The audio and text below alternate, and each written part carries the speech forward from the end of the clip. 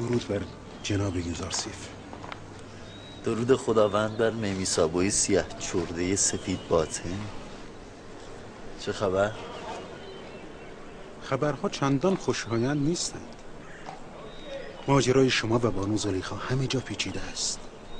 گویی این مردم جز تعبیر و تفسیر این ماجرا کاری ندارند. زلیخا عنان خیش به دست نفس سپرده و این نفس سرکش او را هلاک خواهد کرد، مگر اینکه نفس را لگام زده مهار شد. جناب یوزارسیف، بانو زلیخا زن زیرک و زیبایی است. چگونه از دام او گریختید؟ من از آتش دوزخ گریختم، نه از زلیخا. اینکه معشوق زیبا و بی همتا دارد دل به امثال زلیخا نمی سپارد. اینکه عذاب روز موعود می بیند زلیخا را جز لهی به آتش دوزخ نمی بیند. جناب یوزارسیف،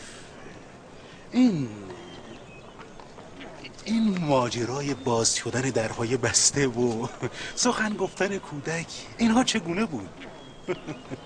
بعضی ها میگویند که شما جادو کرده اید. همه اینها از عنایت خداوند مهربان است. لحظاتی گمان میکردم مرا به حال خود رهایم کرده است. در برابر زلیخا تنها هستم، ولی به عیان دیدم نه تنها لحظه ای از من غافل نبوده، بلکه در همه حال مراقب من است. کاری ماما؟ بله بانوی من. مهمانی بزرگی ترتیب دهید و تمامی زنان اشراف و دربار را به آن دعوت کنید. با آنها کار دارم.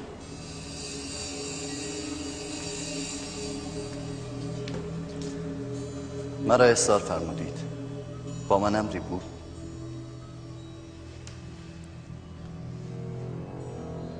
تقاضای زیادی ندارم. فقط از تو میخواهم در مهمانی فردا بهترین جامه‌ات را بپوشی، خود را آراسته کنی و هر زمان که من گفتم وارد مجلس شده ظرف میوه‌ای را در مقابل من بگذاری و برگردی. این تقاضای مرا میپذیری؟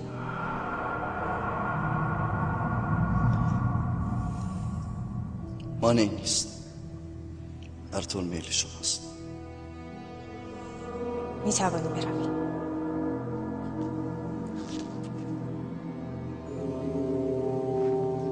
برای همه مهمانها دوشک‌های نرم و مخدر فراهم کنید. میخواهم کاملا راحت باشند. برای آنان بهترین اطعمه و اشربه را تهیه کنید.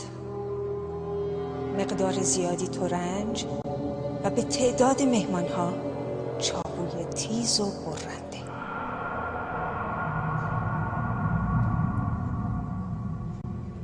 عالی جناب بوتیفر اجازه میدهند؟ چه میخواهی بگو؟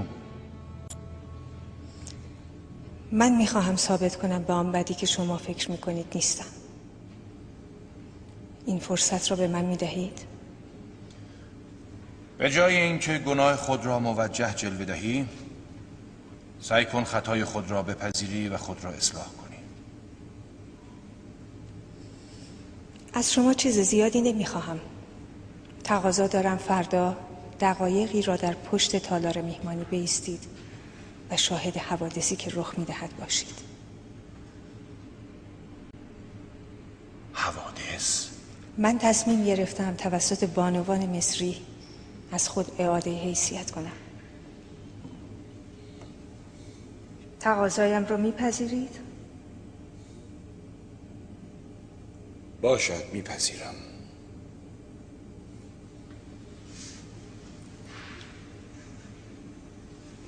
سپاسگزارم.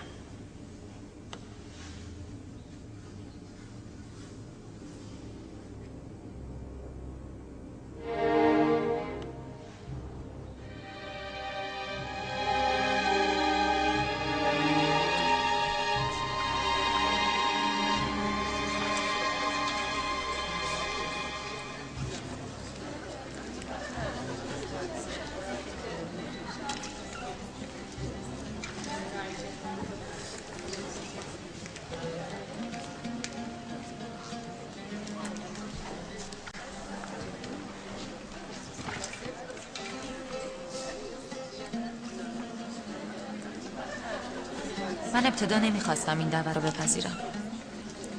حضور در مجلس زلیخا با آن ننگی که به بار آورد خود ننگ است.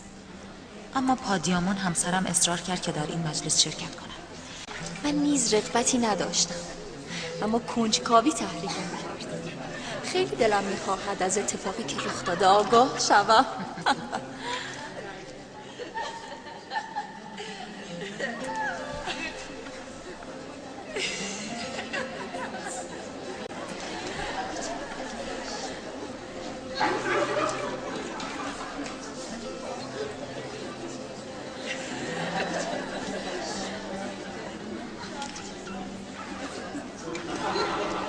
برای دیدن یوزارسیف اینجا آمدم. میخواستم بدانم آنکه این گونه زلیخا را اسیر خود کرده کیست؟ از کجا میدونی یوزارسیف اصلا به این میهمانی بیاید؟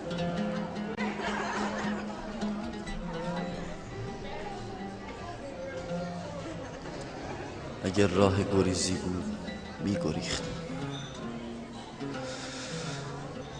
حضور در این مجلس شیطانی برایم زجرآور است.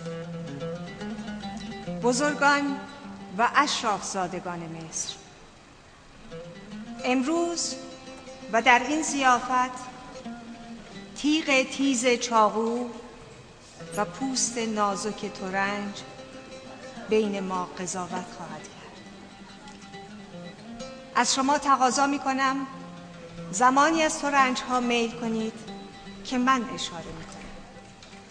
این یک مهمانی مخصوص است. بعداً دلیل آن را خواهید دانست.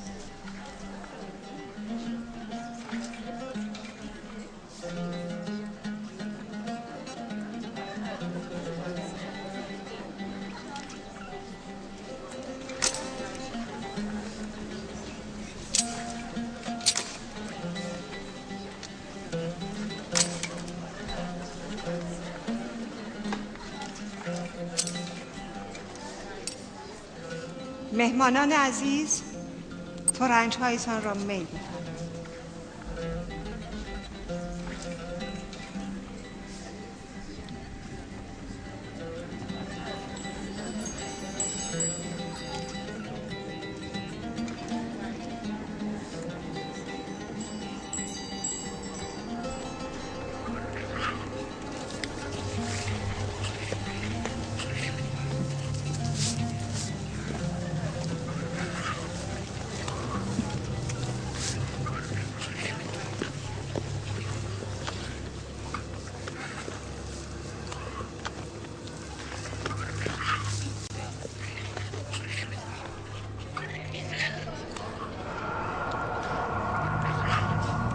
یوزارسیف داخل شود.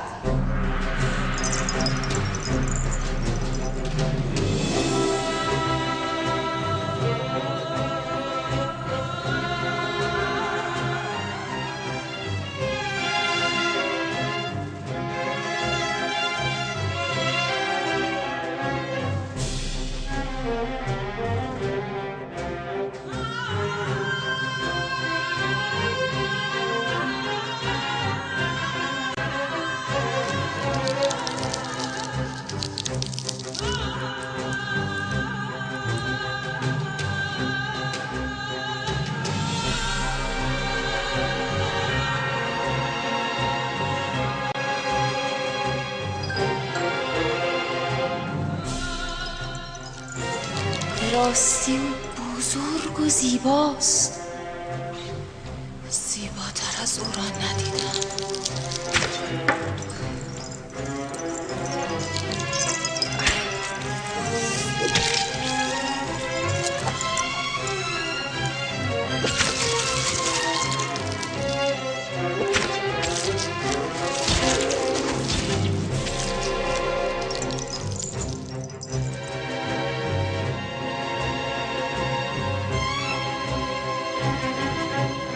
زیبایی به خدایان میمانست. او انسان نیست، رب النوع زیبایی است.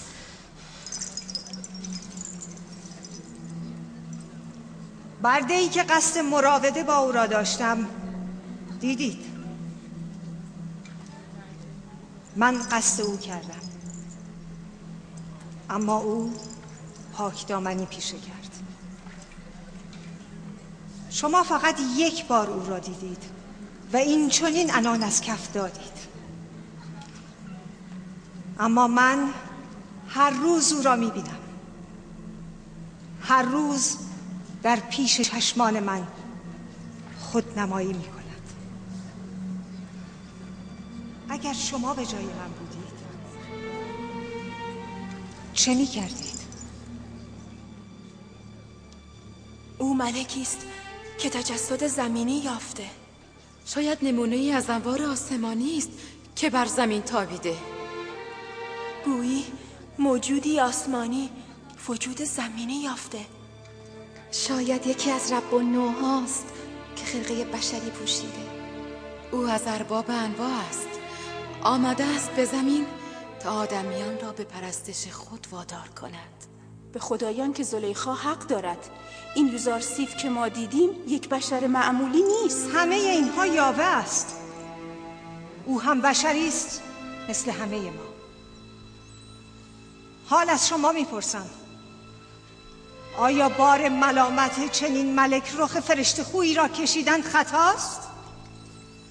آیا باز هم ملامت هم میکنید و گمراه هم میخوانید؟ نه، اقرار میکنیم که زلیخا معذور است و نمامی ما زنان مصر خطا بوده. همین را میخواستم ثابت کنم. خداوندا همه گناهکاران را هدایت کن و مرا از شر این شیاطین نجات ده. مهمانی امروز به همین منظور بود. می توانید بروید.